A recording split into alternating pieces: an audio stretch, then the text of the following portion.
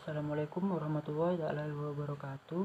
Perkenalkan, nama saya Zainal Arifin dengan NIM 20104111259, kelas manajemen B. Di sini saya akan mempresentasikan tugas manajemen keuangan lanjutan dengan dosen pengampu Ibu Ira Puspita Dewi, SSE, MM, dengan materi merger.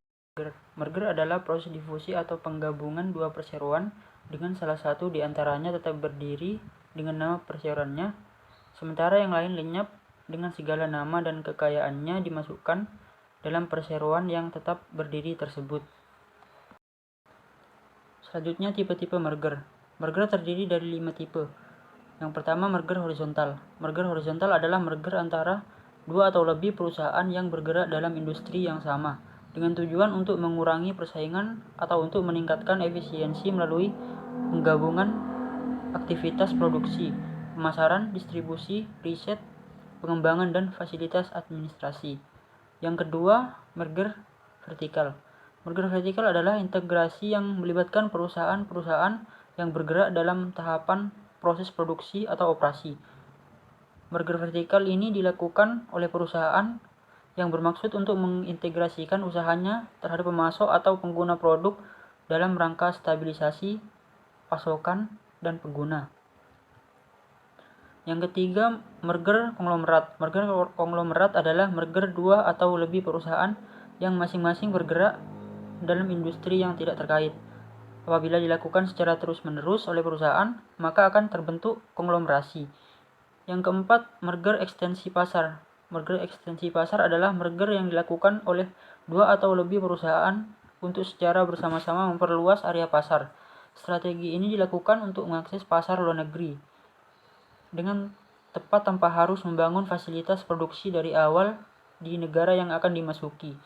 Untuk mengatasi keterbatasan ekspor karena kurang memberikan fleksibilitas penyediaan produk terhadap konsumen luar negeri. Yang kelima, merger ekstensi produk. Merger ekstensi produk adalah merger yang dilakukan oleh dua atau lebih perusahaan untuk memperluas lini produk masing-masing perusahaan. Merger ini dilakukan dengan memanfaatkan kekuatan departemen riset dan pengembangan masing-masing untuk mendapatkan sinergi melalui efektivitas riset sehingga lebih produktif dalam inovasi. Ini alasan melakukan merger. Yang pertama, untuk pertumbuhan atau diversifikasi. Yang kedua, sinergi. Yang ketiga, meningkatkan dana. Yang keempat, menambah keterampilan. Yang kelima, pertimbangan pajak. Yang keenam, meningkatkan likuiditas. Yang ketujuh, melindungi diri dari pengambil alihan. Selanjutnya, manfaat merger. Adapun manfaat merger, yang pertama, menambah profitabilitas bisnis. Ketika beberapa perusahaan melebur menjadi satu, maka suntikan dana juga akan semakin besar, karena dalam hal ini terjadi juga penggabungan aset dan modal. Yang kedua, memperluas market share.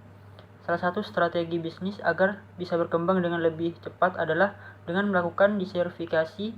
Diversifikasi adalah penciptaan penawaran produk atau layanan terbaru dan meluas target pasar. Yang ketiga, menggabungkan lini-lini terkuat perusahaan. Ketika beberapa perusahaan bersinergi menggabungkan masing-masing kekuatannya, tentu akan menghasilkan kekuatan yang lebih besar lagi. Yang keempat, melengkapi kelemahan masing-masing perusahaan. Masing-masing perusahaan pasti memiliki kekurangan, terkadang kekurangan tersebut mampu menghambat pertumbuhan bisnis. Agar mampu menghindari hal tersebut, perusahaan memutuskan melakukan merger sehingga dampak dari kelemahannya dapat diminimalisasi, bahkan dihilangkan. Yang kelima, meningkatkan value perusahaan di mata investor. Perusahaan yang tergabung menjadi merger akan meningkatkan nilai perusahaannya, sebab kualitas dan kinerjanya menjadi lebih baik akibat kerjasama beberapa perusahaan. Hal ini bisa membuat investor tertarik menanamkan modalnya dalam perusahaan merger. Kelebihan dan kekurangan merger. Kelebihan merger: pengambil alihan melalui merger lebih sederhana dan lebih mudah dibanding pengambil alihan yang lain. Untuk kekurangan merger, harus ada persetujuan dari para pemegang saham masing-masing perusahaan. Sedangkan untuk mendapat persetujuan tersebut diperlukan waktu yang lama. Selanjutnya, contoh merger seperti PT Toyota Astra Motor. PT Toyota Astra Motor ini merupakan merger bersama 3 perusahaan, yaitu PT Multi Astra, PT Toyota Mobilindo, dan PT Toyota Engine Indonesia, yang diresmikan pada tanggal 12 April 1971. Lewat proses merger ini, PT Toyota Astra Motor ini lahir menjadi sebuah perusahaan importir kendaraan dengan merek Toyota yang berasal dari Jepang. Saat ini Astra Group telah berkembang pesat menjadi Astra Internasional yang menjadikannya salah satu perusahaan terbesar di Indonesia. Selanjutnya kesimpulan dan saran. Dapat disimpulkan, merger adalah proses difusi atau penggabungan dan perseroan dengan salah satu di antaranya tetap berdiri dengan nama perseroannya, sementara yang lain lenyap dengan segala nama dan kekayaannya dimasukkan dalam perseroan yang tetap berdiri. Kelebihan merger yaitu pengambil alihan merger lebih sederhana dan lebih murah dibanding pengambil alihan yang lain. Sedangkan kekurangan merger yaitu harus ada persetujuan dari para pemegang saham masing-masing perusahaan. Sedangkan untuk mendapat persetujuan tersebut diperlukan waktu yang lama. Perusahaan harus ekstra hati-hati untuk menghindari kecongkakan manajemen dalam merger.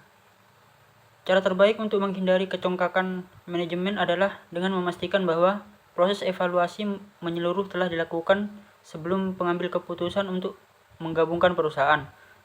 Perusahaan harus memilih dengan cermat organisasi atau individu yang akan digunakan sebagai penasehat merger yang akan mereka lakukan untuk tujuan yang akan direncanakan.